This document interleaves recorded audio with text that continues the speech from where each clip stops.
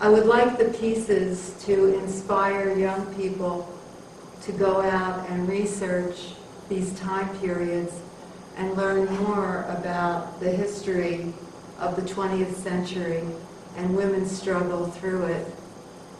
And I would like to inspire people to be more creative in their young artists to be more creative in their approach to whatever they create.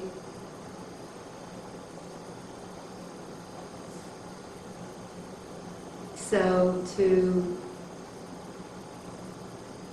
be interested in the history, to see that history can be absorbed from a visual image that's both beautiful and yet abstract and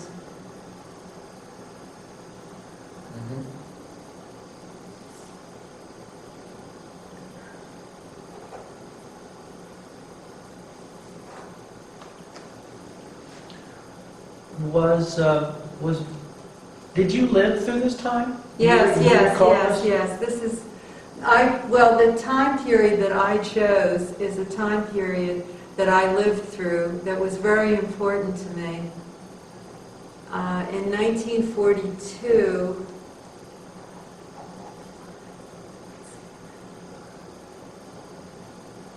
I was 7 years old. Okay.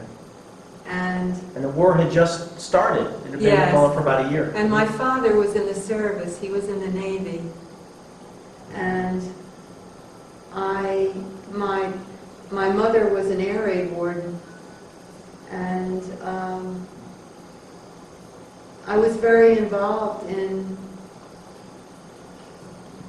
reading about the war and learning about the war and sending parcels to Europe of clothing to help children.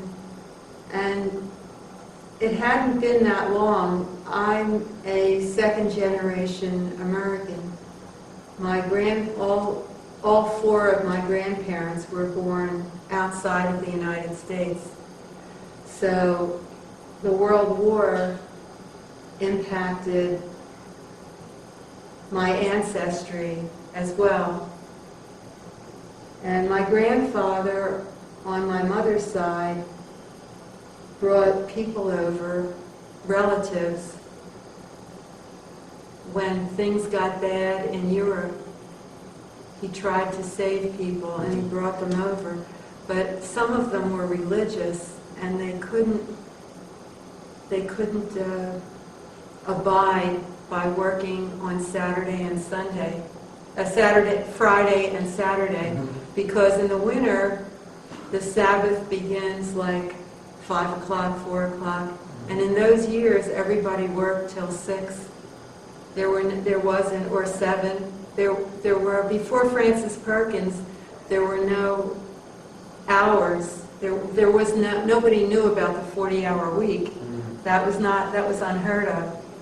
So it wasn't that long ago that there were no labor laws or labor practices. And these people that my grandfather brought over went back to Europe to a life that they felt that they could live, and they died in the Holocaust. So I had a personal kind of feeling, and I wanted to do a piece in honor of Holocaust survivors who came to America and contributed much to our culture. Is there a particular piece of yours in the show that you would like to talk about? Well, this piece right here, the suitcase, there are two pieces actually. This piece, the hat box piece, has my face on it. Actually, I was involved in an art exchange, an art lift with Bernice Davidson, who did the vine pieces. And this mask was made of my face with plaster bandages, but another one was made of my face with plaster bandages, and it went to an art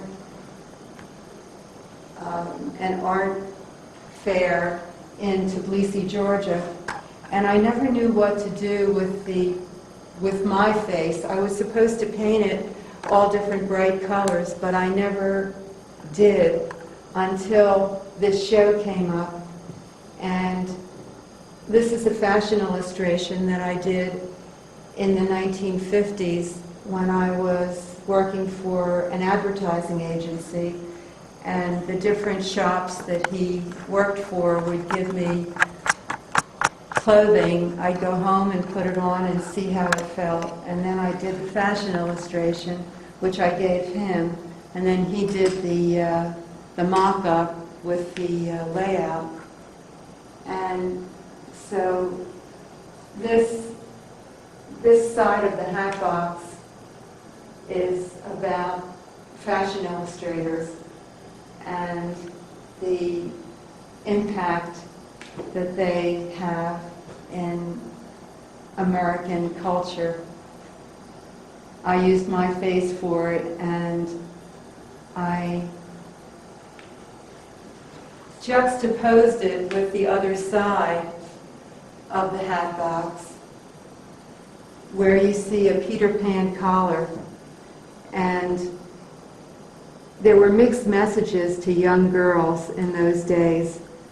We were supposed to be innocent until marriage, and yet it was the sex goddess that everybody that was in love with. So to avoid copyright infringement problems, I did a drawing of Marilyn Monroe on acrylic gel, and I placed it next to the image of the schoolgirl, which is my friend Sheila Finkelstein, who's also an artist. And so all my friends shared their family pictures with me, pictures that were not copyrighted, for me to use in this exhibition. Also, my roommate in college at Moore College of Art, Marcia Crestel, died in like 40, 50 years ago. Mm-hmm. She died very young, and I took one of her illustrations from her sketchbook and I copied it onto acrylic gel for this court jester, and so that's incorporated into the piece. And I have in a scrapbook, I found this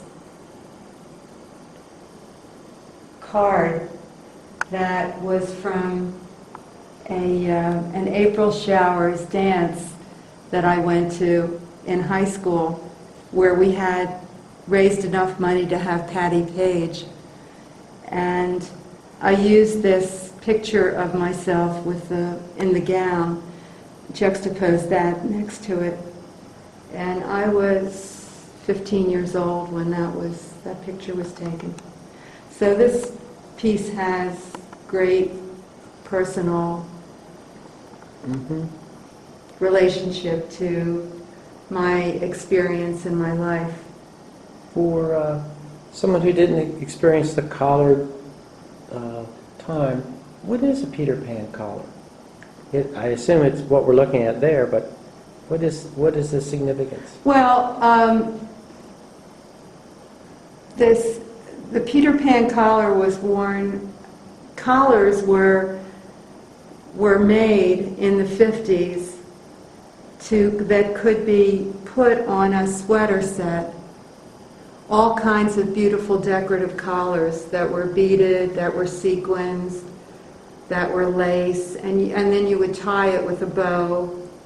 And so the collar was very important in the 50s, and they were usually Peter Pan collars that were loose. In this hat box here, this is a kind of Peter Pan collar as well, this beaded collar.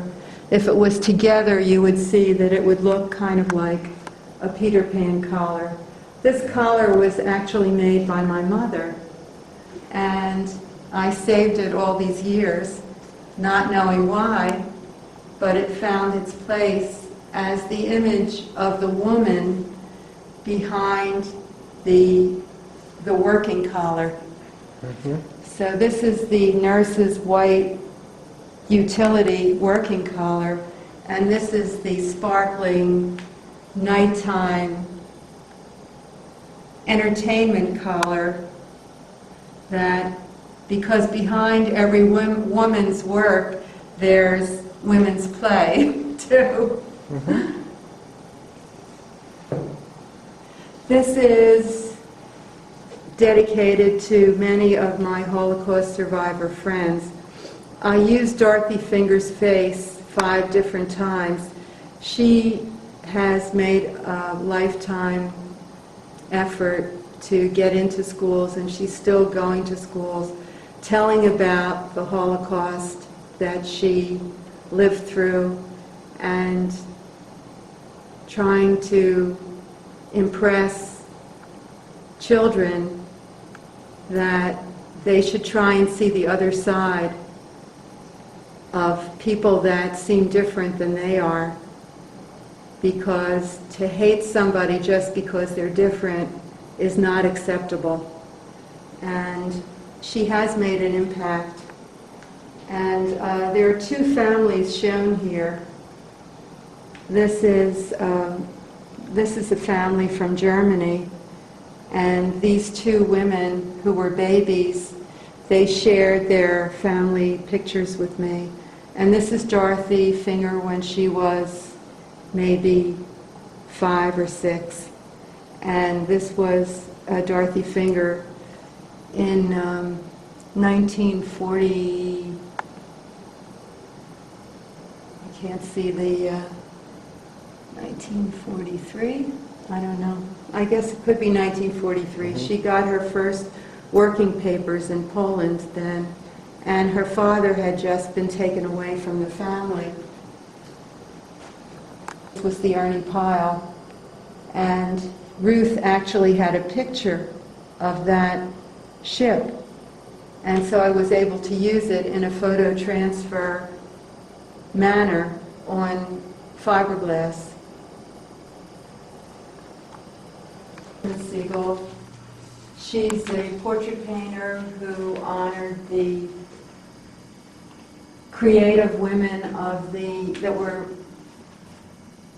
adults in 1960, young adults, and the creativity of that time period is evident in these works. These are the women that she has honored are still contributing tremendous amounts to their communities today. And when she heard about the collared theme, she went to the Salvation Army and picked out clothing that she thought they might have worn in the 60s. And the symbol of the flower is the symbol of the flower children. Anne Stein is honoring Frances Perkins, who, as a school teacher, when her students were truant, she didn't just mark them absent, she went to their homes and found out that they were working to earn a living to put food on the table for their families. And when she realized there were no child labor laws, she made up her mind to change that, and she did. Deborah Stelling honors 2 artists. Deborah's shadow box pieces have amazing quotations from Georgia O'Keeffe. I feel there is something unexplored about a woman that only a woman can explore. And there's also sayings from Eleanor Roosevelt: learn from the mistakes of others. You can't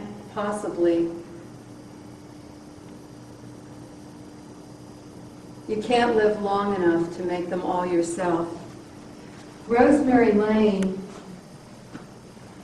at my request, combined all the different elements of work that she does She was the head of printmaking at the University of Delaware, the first woman to ever be given the honor of being a full professor at the University of Delaware.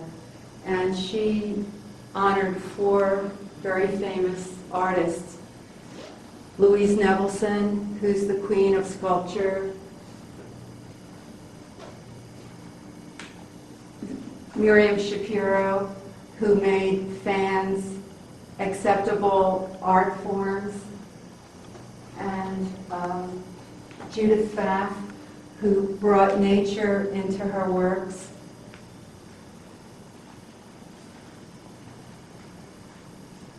And this is her muse. These are all her muses, but this says Muse Helen Frankenthaler, who got on her hands and knees and scrubbed canvas with rags and using dyes that you would dye clothing with.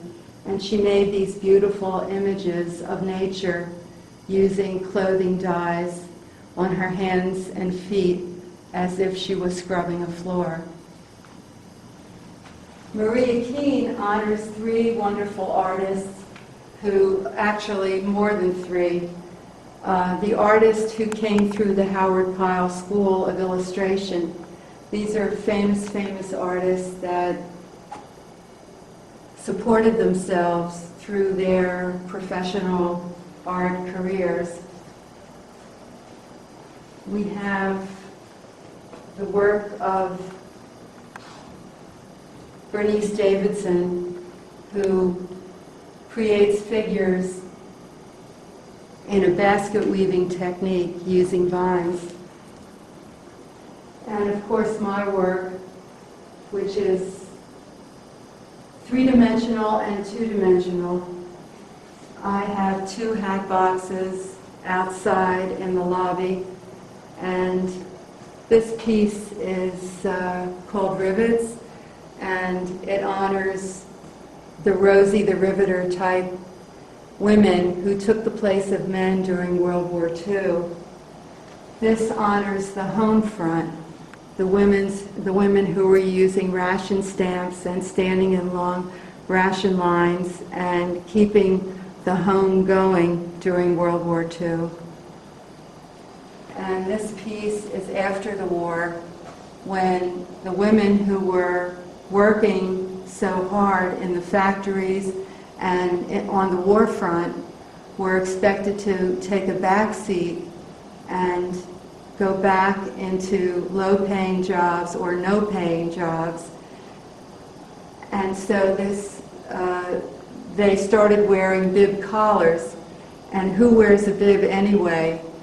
So what does that tell us about that time period? Did you get it all? Mm-hmm. Oh, Margot Ullman is honoring the Japanese American women who were interned during World War II in California, who continued to make art and continued to keep their courage up.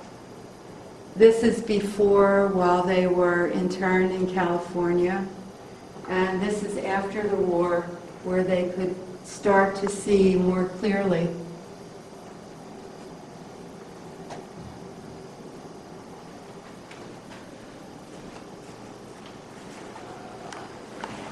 Where's my coat? This is your coat. Well, Judy, thank you very much. This was really a good time. And, okay. Well, thank you, John. Yeah. Thank you so much. Good luck. It's a great show. I'm looking forward to it opening tomorrow night.